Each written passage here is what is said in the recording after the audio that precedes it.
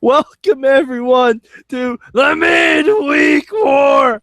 What's so funny, Mike?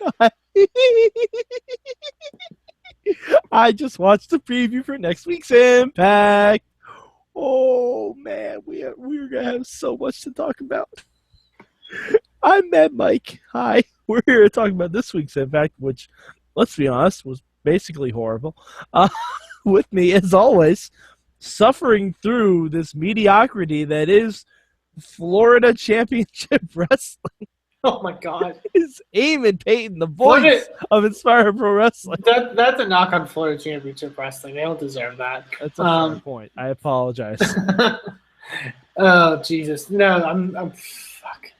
What if I called them Full Impact Pro? Would that help? No, that's a knock on them too. I like that. I know. I'm just messing around because they're all based in Florida. They are. Florida, the home for retirement homes, crazy people, and sometimes awful wrestling. Eamon, what's your word for Impact this week?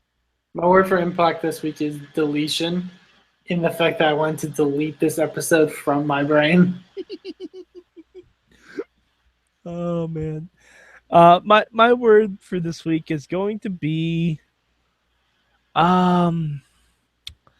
let's say dummy. Yeah.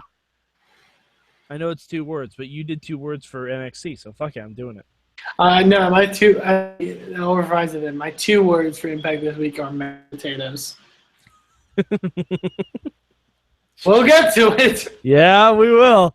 All right, so Eamon, do you have a good this week for Impact? She's been my good the last couple of weeks, but it's Allie. Damn it, that was mine. No, actually, I have another one, but go ahead. Okay. Yeah, she's pretty good. So she's really the only good thing I enjoyed about this show.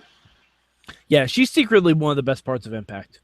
Yeah, she really she knows her character, and she sticks with it every week, and she's helping the Knockouts division. She really is. Because the Knockouts division needs some serious help, and she's one of the bright spots of it. Mm-hmm. Sienna, on the other hand... She's not getting a chance to really do anything. Yeah, she hasn't been given anything, which is unfortunate. All right, my good this week is going to be Ethan Carter. But not for anything he did in his match. In his promo, he started using Smashing Pumpkin lyrics to talk to Billy Corgan. Okay, one of my notes, and yeah, that's nice, and I get what he was going for. I just wrote 3 people in the building got EC3's Infinite Sadness joke. But that's the best part. The best part is that nobody in the building understood nobody in the building got it because nobody listens to Smashing Pumpkins. Nope, no one listens to Smashing Pumpkins. Eamon, and the reason I'm giving this my best, my buddies who do another wrestling podcast, those 2 jerks, Rick Sussman and Jesse Long, I know they watch and listen, so shout out, fellas. Jesse was the one who made the picture of Billy Corgan as Diglett. Oh, okay, thank you. then thank you. Thank you. Yes, thank you for bringing that into the cultural lexicon that is professional wrestling, because if you haven't seen it, I've posted it on the Mayhem Facebook group, and holy shit, it's great. Yeah. But Jesse and I, on his Facebook group, we literally just started looking up Smashing Pumpkins songs and putting that into Impact.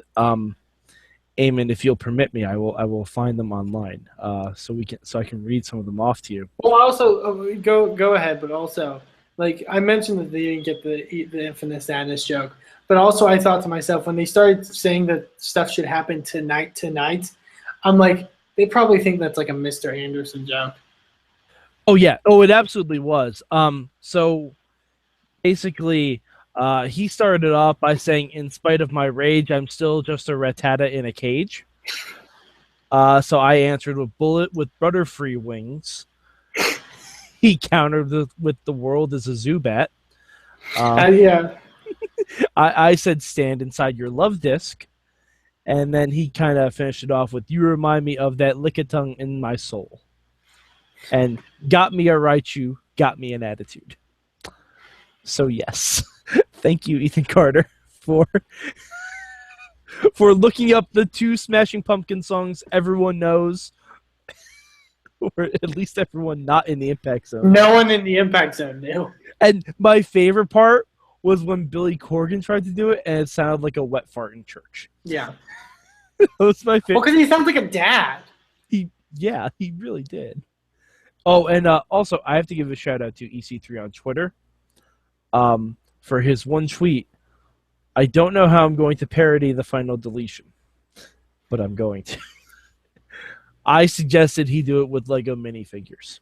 I was going to say, you should just have like those like sparkler fireworks. Like they did for Gilbert. Yeah. This is gonna be amazing, Eamon. God. All right. So Eamon, what's your bad for this week? I don't know. I'll run through my notes. This would be a good time to run through my notes. If you want to do yours first, so I don't jump over you. My bad this week is EC3 taking a pinfall loss. He already took one. Yeah, but no, especially in this, you didn't have to pin EC3. Because now what do you do? He beat Galloway, he beat EC3. And it was a clean win too. And I understand that should help Lashley, but Lashley's not a strong enough champion for it to help, really. Well, nothing can help Lashley. Yeah, except a mouthpiece. A mouthpiece that knows what the fuck they're doing. A mouthpiece that knows when to shut the fuck up. That's true. I'll get to that later. Yeah, but I didn't like EC3 taking that loss. I really didn't. I mean, and it's not like you're pushing Drew and Lashley again. Lashley's going to fight whoever the X Division champion is. But yeah, EC3 taking that loss doesn't make any sense to me. It wasn't a highly popularized match. It wasn't anything. And the announcers didn't even make that big of a deal of it. When we saw Lucha Underground, King Cuerno beat Mil Muertes. That shit does not happen. The same thing happens with EC3. That shit generally doesn't happen. He can take losses in tag matches where he's not involved and whatnot, but actually pinning EC3, that's a huge deal, and they didn't treat it as such. I think that's my biggest problem with it. Yeah. Side note, this won't be the only Lucha Underground comparison we'll do this week, but as I said before, I'll get to that later. I'll run through my notes now. Okay. I just started up saying, yay, let's give Lashley a mic again. That's worked so great in the last few weeks. Lashley, I think if he had a different voice, his promos might sound better. Or slightly more menacing, but no. He just sounds like a dick, and not in a good way. I don't know. Quote from Billy Corgan, and a direct quote, by the way. This is a direct quote. I may be an icon elsewhere, but I'm here to be a judicious jujurber. That's the new Smashing Pumpkin single. I believe he meant judicious jujurber. I believe he meant judicious observer. Mm-hmm. But stepped over his words. Now, here's the thing about Billy Corgan. Wasn't this supposed to be the week that he took over? Completely from Dixie? Dixie was given a 1-week leave of absence? But also, Maria and Bennett were saying they were running the show in the beginning. Was that just them being, assholes? How... And if that's the case, why not just put yourself in the triple threat match? And make it a 4-way? Or just cancel a triple threat match altogether? If someone else was running the show, I don't get it. I don't get it. I don't get it at all. But not to mention the worst part of that line, which was, I may be an icon elsewhere. Motherfucker, you're not even close. Maybe back in 2002. He was an icon, though? Sure. No, I'll buy that. But it's not like we put Billy Corgan in the same conversation as, say, a a Bon Jovi or a Bruce Springsteen. Here's the thing. Like that. Well, the issue is, yeah, because that's the thing. In wrestling, you can or even a Gene Simmons. Like, he ain't up there. In wrestling, you can throw the word icon a bit more than you should. You can't do the same thing in music. No, definitely not. Because Billy Corgan is in no way an icon. Yeah. Smashing Pumpkins is an iconic band. I'll say that. But not because of Billy Corgan. I also just wrote, it's oddly quiet this week. Like, the crowd is very silent this week. And I'm going to get to that. But, like, because usually, God forbid what they're giving them, but usually they're kind of loud. Mm-hmm. Like, throughout. But there were points where they were just really quiet. Well, keep in mind, they were just told that the big blow-off to the Matt and Jeff feud is not going to happen where they can see it. But that even happened. But they were quiet, like, when I think it was Bennett and Lashley were beating down on EC3 and Galloway. Super quiet. Mm-hmm. Like, literal crickets. Like, yeah, I mean, right after that match when Lashley won, mm-hmm. TNA production, you need to work on your shit and produce something. Because you know the only thing I focused on when Lashley was celebrating? Do you know the only thing I focused on? Everyone in the crowd behind him standing up to leave. And just walking the fuck out. Spoiler alert, that's the end of the taping. Yeah, like, it was fucking frightening to see that. Like, the only place I've seen a mass exodus like that is, like, in, like, the 8th inning of a baseball game where you see everyone start walking up to beat the traffic. Like, yeah, it looked horrible. And I understand there's only so much you can do, but tell people, stay the fuck in your seats. Mm-hmm. Like, or have Lashley grab a mic if you see that happening. Like, call an audible. Something to make them stay in their fucking seats. I would say that, but don't like they were leaving it. It wasn't even like they were leaving disgusted that Lashley won. You could just tell they were ready to get the fuck out of that building. Yeah. Like, it just looked horrible because they still had the camera on them. The one time where TNA actually holds on reaction shots is when half the hard camera stand behind Lashley looks empty. Or they use reaction shots that are actually happening at the time, as opposed to like shots of the crowd just randomly cheering in random places. You know what? I would have been okay if they cut to the crowd booing, like if they cut to like when we mentioned like weeks ago how they were showing stuff of like the London tour, like making it seem like it was the same people that were in the building that night. Like, at least that would have been better than this, yeah. Yeah, because it looks horrible. It makes your company look like a fucking joke. I agree. It just wasn't good. All right, so do you have a change this week, or are you still going? I've got a few more. Okay. Pope talking about how Gail shouldn't be worried about momentum going into the Hall of Fame because she has nothing left to prove. Then why are we having the match, Pope? Yep. Mm-hmm. Why is she in a title match then? Also, the Hall of Fame isn't until October, right? Unless we're changing when Bound for Glory is again. No, but even still, like, even if it was next week, like, why would you say that? Like, for someone fighting in a title match. Yeah, I don't even know. Pope doesn't know. Pope is the worst. Like, I don't say this lightly. If Jerry Lawler gets fired for his issues, can we just bring Pope in? Bring Jerry in and replace. I was going to say, don't do it the other way. Yeah, no, just bring Jerry in to replace the Pope. I mean, Jerry will already have a lot in common with Bram. They can connect on issues. He'll probably crap on Josh Matthews a lot, which, quite frankly, I don't mind. Mm-hmm. Yeah. I mean, I think Jerry Lawler could do wonders for Impact. It's horrible when I wish JBL was on Impact to shit on Josh Matthews like he shits on Byron Saxton. I think JBL would be super fun. In fact, you know what I mean? It would be really, really good. Like how do Pope and Josh get a fucking pass? But Byron Saxton tries as hard as he can and gets obliterated every week. I want to hear JBL just talk about one of the Hardy segments. Just once. I want to hear that. Like, I want to hear his take on that. I feel like, Michael, what the hell are they doing? Yeah. What's up with his hair, Michael? And Josh is like, my name's Josh. Shut up, Michael! God. Okay. And when I say this is no credit given to Matt Hardy, by the way. None at all, because fuck you. I just wrote, I want Matt saying my condition as my text tone. My condition? Like, what are you a fucking, like...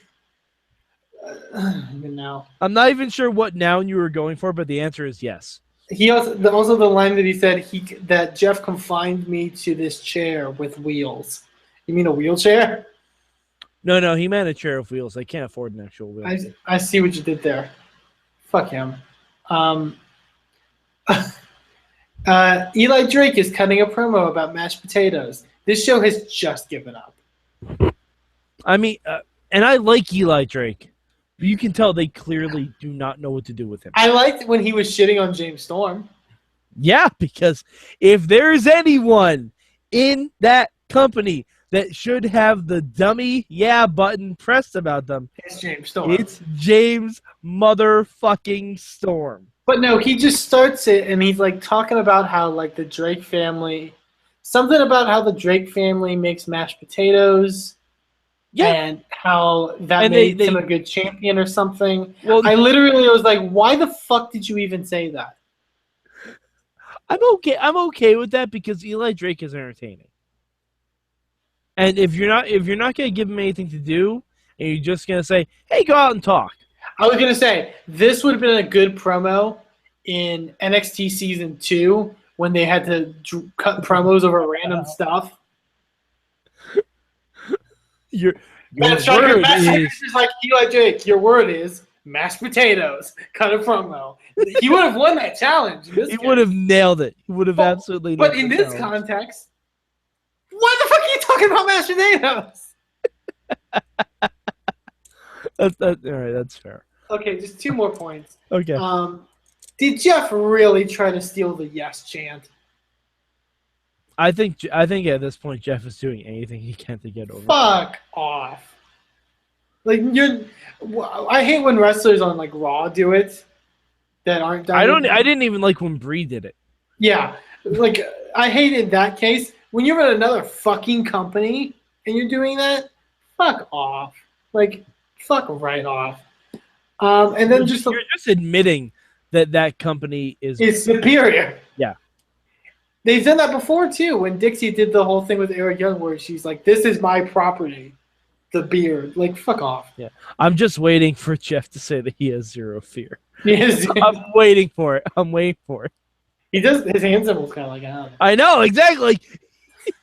He does similar stuff. I'm just saying, this is not that far from that. So, okay, and then my last note. So, Tyrus made an ad for 1 week just so he could team with Grado and Shira. Wait, when was the ad? Do you remember that the Fixer thing?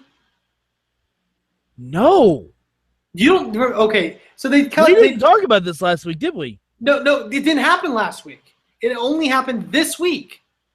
They played a commercial. It looked like a commercial. That might have been why I missed it. Where they're like, "Oh, are you down? Are you upset?" Like that kind of style of promotion. Like the Famous B thing. Yeah, like as I was gonna say, comparisons to Lucha Underground, a lot like the Famous B thing, and they just said this guy was the Fixer, and then Grado and Shira like were trying to find their third partner, and they said that they had a Fixer, and then Tyrus just came out for the match.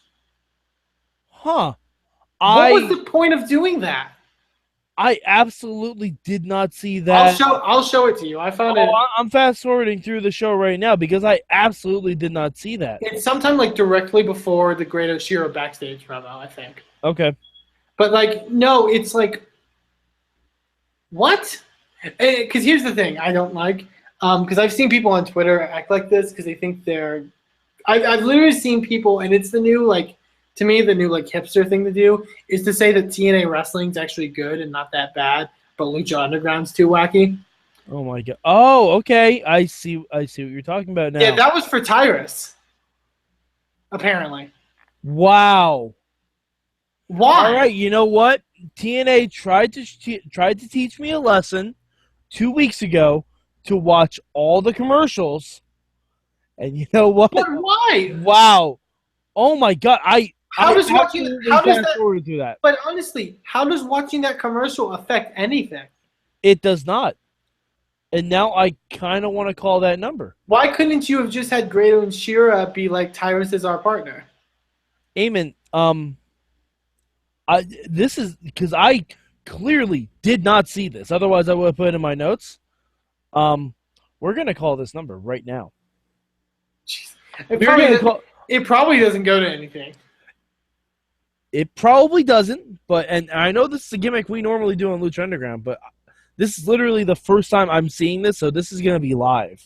It probably just gives Dixie Carter's home number. Oh, coming up, exclusive interview with Dixie Carter. All right, let's see. All right, here we go. Hello, please state your name after the tone, and Google Voice will try to reach. You've reached the fixer. Leave your number and your problem after the beep. Hi, this is Mad Mike with the Wrestling Mayhem Show. Oh, what the fuck? You can tell this is very clearly live because now it's ringing, and it should be there for me to leave a message. What the fuck? I don't know. It was very clearly a Google Voice number, which, really? Yeah, they at least. Fixer. Leave your number and your problem is not available. Please leave a message after the tone. Hi, this is Mad Mike from the Wrestling Mayhem Show, and I have a problem for the fixer. My problem is Impact Wrestling, and I would like someone to fix it, please. Because, I mean, I have some ideas, but I really need a fixer to actually do it. Also, Lucha Underground got this gimmick right, and you guys have pretty much failed with it. So, thanks, and we'll see you on Tuesday, Tyrus Tomko. Okay. That was horrible! 2 points. One, I'm pretty sure that was Mackenzie Mitchell. It probably was! It sounded just like her. And two, how, like, Lucha Underground did it better. Did it so much better. Not only. You could, when you call Mr. B or Famous B's number, it doesn't say that it's a Google Voice number. Nope, it definitely doesn't. It's an actual phone number. Oh my god. Fucking hell, man. Like, TNA, you had one job with this. If you put up a real phone number on the screen, make it a real phone number. But as I was going to at least field test it. Field test it. Because you know what that was, Eamon? That's like the old school voicemails from back in the day when it's like a recording and then you have to say what your name is. So it's like, you have reached the voice recording of Mike Orson. Like, yeah. Like, and someone just had to say the fixer. Well, it said that fixer thing really quickly. It said the fixer something, whatever she said, is not available. Yeah. That's so bad. That's so janky. God damn it. I have a new bad this week. It's fucking that. Okay, my change for this week is learn how to fucking make a voicemail. That's my change. But no, like, as I was saying, I'm so glad you brought that to my attention because I literally fast-forwarded over that when I was watching Impact on DVR because, like, at least Famous B's infomercial had Famous B in it. It's entertaining. Yeah. Well, I mean, that commercial looked fine. I didn't have the sound on. It looked fine. It looked like a solid infomercial. But show Tyrus. Show Tyrus. And just, like, I mean, they showed his hands pulling at the chain. Pan out and show the reveal of Tyrus. Like, that's what you have to do. But, like, why, though? Like, why is the point of this? Yeah, like... That's my issue. That's my bigger issue. Lucha Underground does this to get a character over who was a jobber beforehand, gets him over, and has an interesting storyline and does something with him. This is just doing it to do it. Well, I mean, they're trying to do something with Tyrus. I have to applaud them for that because Tyrus is a good talent, and they broke him away from Matt Hardy. They already gave Spud something to do where he's like a grizzled veteran. But what would have been the difference if Grado and Shera just said that Tyrus was their third partner? What would have been the difference? That's a fair point. They should have ran ads like this for 2 weeks. Yeah, this literally happened in a 20-minute span. Yeah. Like, the commercial aired, Grado and Shera had a backstage promo, and then they had the match. Yeah, because honestly, when Grado said that he had to pay for this partner, I had no idea what he was talking about. Yeah. I had absolutely no idea. I couldn't understand most of the promo, but no, like, that, as I was saying, like, there's this weird hipster trend I see from people on Twitter where it's like acting like TNA is good and better than Lucha Underground. And it's like, no, motherfuckers. Like, let's be real here. Like, it frustrates me in no end. Well, but also you have to wonder how many of those people actually watch TNA. Yeah, if they do, which they claim they do, and they're like, no, this is good stuff. Like, fuck off. Like, what are you talking about? It's not like there's not some good stuff. The talent has always been good. We always say that, but it's the writing, it's the booking, it's the storylines. It's everything that isn't in-ring wrestling. And I mean literally everything at this point, because that just proves right there the production value that they have at TNA. Yeah. Which is zero. It's a negative impact. All right. So was that the rest of your notes, Eamon? Yeah, I said my change. What's yours? Okay, my change. I mean, apart from EC3 taking the pinfall loss, I would have had someone else besides Braxton Sutter win that Battle Royal if you're just going to squash him anyway. I guess. Because I was just surprised they got as many X-Division guys as they did. They definitely called a lot of people back. They did, but there was like no Tigre Uno, weirdly. Yeah, which is odd because they've definitely said that they've re-signed him. But yeah, like there are a couple new people that are in Impact that they're trying to put over. Sienna's one of them. They're doing a decent job with Sienna. Braxton Sutter's another, and they just buried him. I guess, yeah. Like, his first title opportunity is something bullshit. Now, the actual change I would have done, that little flash small package he did, he should have won. Yeah, why not? He should have won because Destination X is in 2 weeks. If you want to put the title back on A. Edwards, if you want to put it on Bennett, it doesn't matter what you might want as well. You have a week to do something with it beforehand. Yeah. Because you can say that Bennett wants his rematch with Braxton Sutter because that was such a fluke win. And Eddie can say that he never got his rematch against Bennett, so then you can have a triple threat, do whatever you want to do. And it gives Braxton Sutter something good. Exactly. And then also elevate, like it provides a story towards a match further. Mm-hmm. You know what I mean? Yeah, because, I mean, you can have a triple threat match between those two guys, give it back to Eddie Edwards, do Eddie versus Lashley, and then guess what? You have Braxton Sutter versus Mike Bennett in actual decent feud. Yeah. But no, they just shit on it.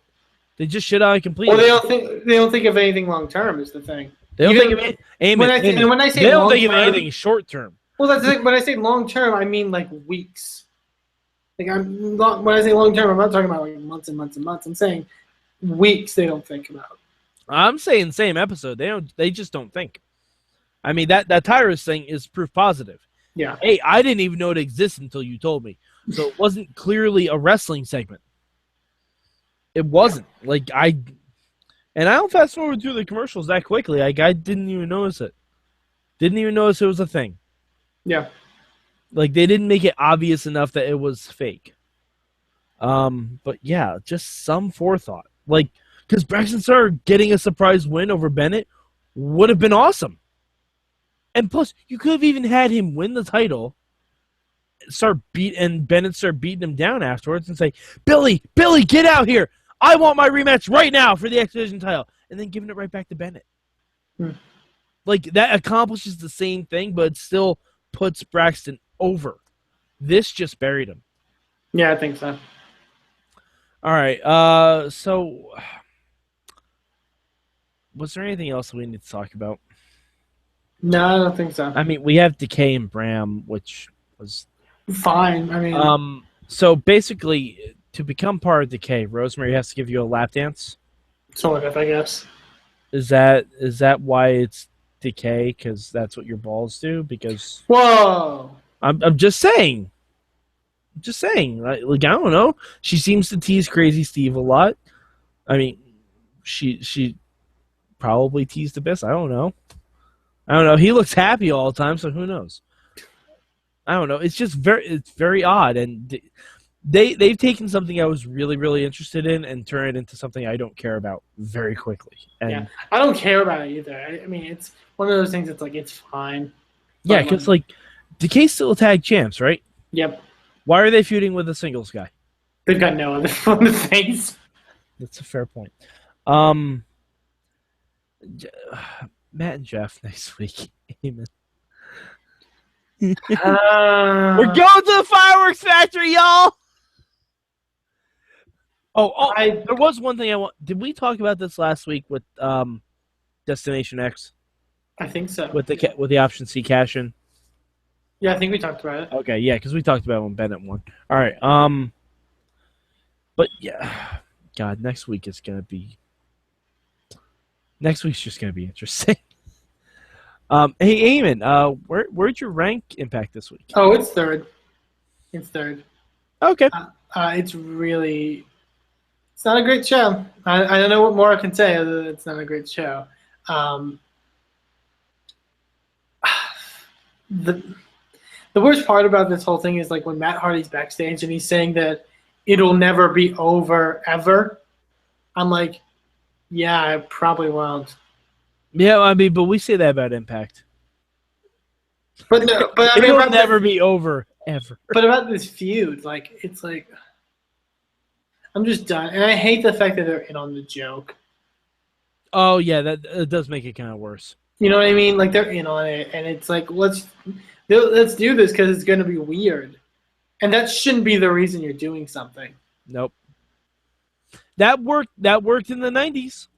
It worked in the 90s. It does not work now. Because now everyone just thinks you're a fucking pathetic company. Yeah, because I'll share the video with people that don't watch Impact, and they're like, oh, that's fucking stupid. Yeah, and guess what? That doesn't mean they're going to watch your product. No, they got you maybe a YouTube view. Mm-hmm. Like, cool. Yeah, and plus, I don't know. It's next week's going to be weird. And you know what the problem is with next week's thing? It gyps the fans of Impact who actually want to see the, pardon the pun, blow off. Yeah. It gyps the fans. Like, I mean, that... It makes no sense in doing it. Like, it's the equivalent of the... It's basically the that graveyard match with Vampiro and the Demon. Mm-hmm. It's like, why the fuck are we watching... Why are people buying a ticket to a show and watching a pay-per-view to see people fight in a graveyard? Yeah, at least the Boiler Room Brawls, when they did that, they spilled into the ring. Yeah. The Hollywood Backlot Brawl... The Hollywood Backlot Brawl had like a portion in the ring, yeah. Well, no, the Boiler Room Brawl did too. Did they? Yeah, the whole point of the Boiler Room Brawl was you had to get in the ring where Paul Bearer had the urn. Oh, okay, because I thought it was the... I'm thinking of the one with there's one with Mankind and Big Show. Yeah, where you just have to escape through the door. Yeah, you just had to escape. But the first one they did, you had to get into the ring and get the urn from Paul Bearer. Gotcha. Okay. Yeah, that's better. But like to give nothing to the audience, like what are they going to get in a car and drive to the Impact Zone from Cameron? Like, yeah, and Matt said he had to take and we'll probably get into this way more next week. Matt said he had to take it back to where it all began. I thought it all began in that ring that they had in the barn. The previews clearly show it's outside. Yeah, it's in a field or something. Mm-hmm. And there's fire, and like they drown each other at one point. I hope an Illuminati gets lit on fire. That's my hope. I just can't even with it. And they're literally shooting fireworks at each other. Mm-hmm. Yeah, we're not joking. This isn't like wrestling movie magic or whatever. They're shooting fireworks at each other. By the way, kids, this is a good time to advertise. Don't try this at home. Can't wait. I was gonna say, if you're gonna do let's go back to where it's all began. It's gonna end with Matt pulling out a taser and tasing his wife.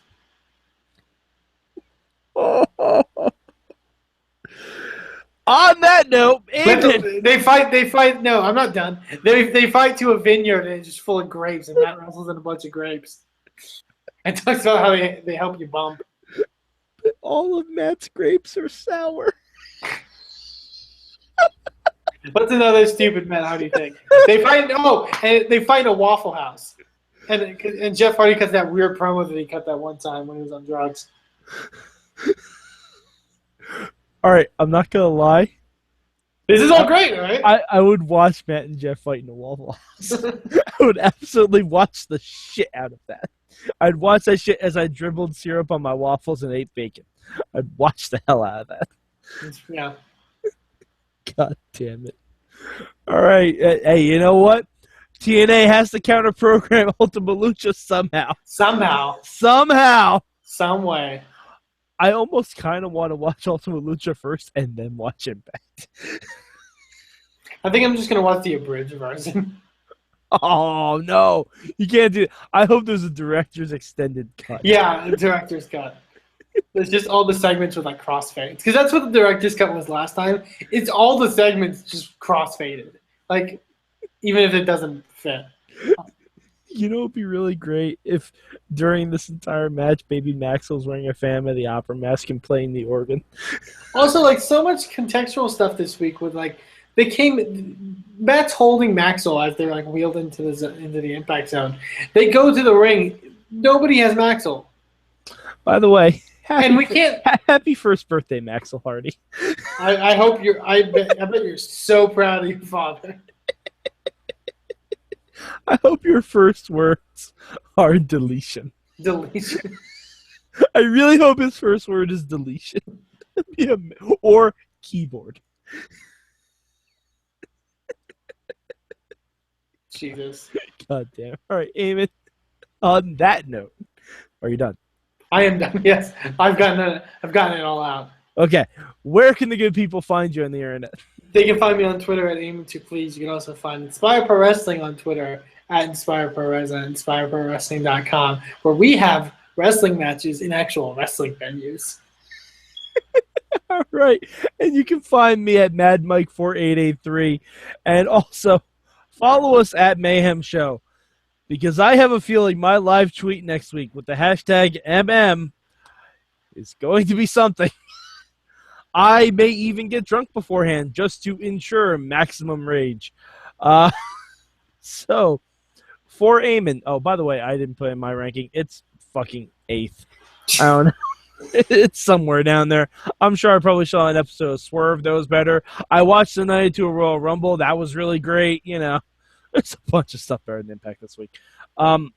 So, you can also follow our Facebook page, because I feel like we're going to be posting. If you don't watch Impact, but you watch us talk about Impact and get angry, I can almost guarantee next Wednesday morning, we are going to be posting the video of this match. Feel free to comment. We will read your comments on here. I want all of the reaction in the world to whatever the fuck that match is going to be. All right, so for Eamon Paton, I'm Mad Mike, and we're on our way to the fireworks factory on the Midweek War!